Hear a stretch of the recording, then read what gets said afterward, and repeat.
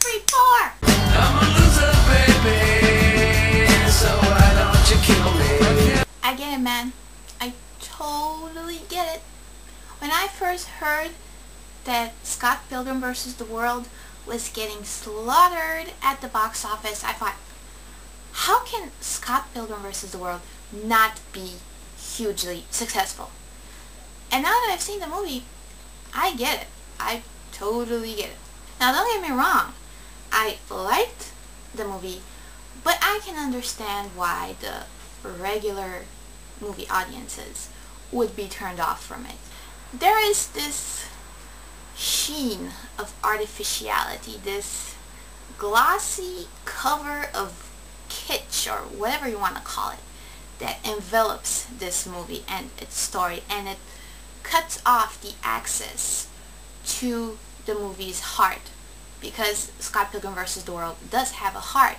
And like I said in my previous review for The Expendables, you know, a movie can't try to have a heart.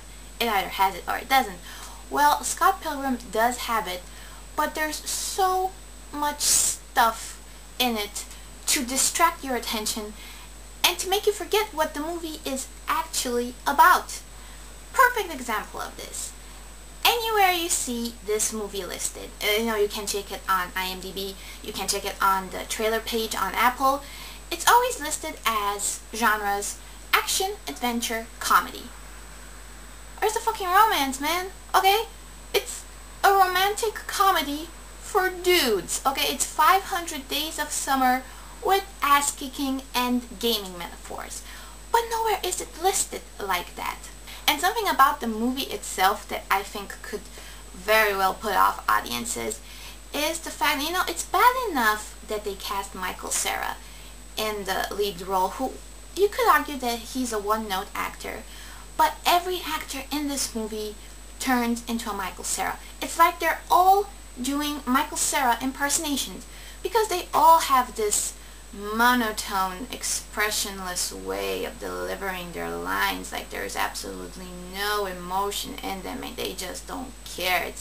I like to call it the whateverese language. The whatever. Who is that girl? That girl is the girl of my dreams. Tell me all you need about her. I am so hot, but I have baggage. You have to deal with my 7 evil ex-boyfriends. I am an evil ex-boyfriend. The cleaning lady. She dusts. On Monday. I hate to pull a Tyra Banks on you, but these guys need to learn how to smile with their eyes. Because that's where the actor lives, okay? He lives here. He gets hired for this, but he works with this. And the only exceptions to this way of acting, if you can call it that, are Kieran Culkin, who has those Culkin soulful eyes, and he can't turn that shit off.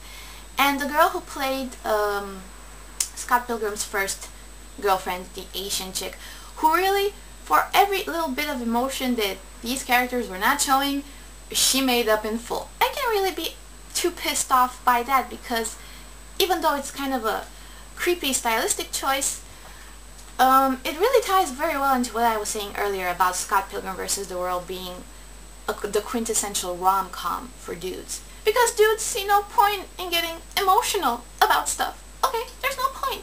And when there's baggage in a relationship, you know, they don't talk about it, because talking is for pussies, you know.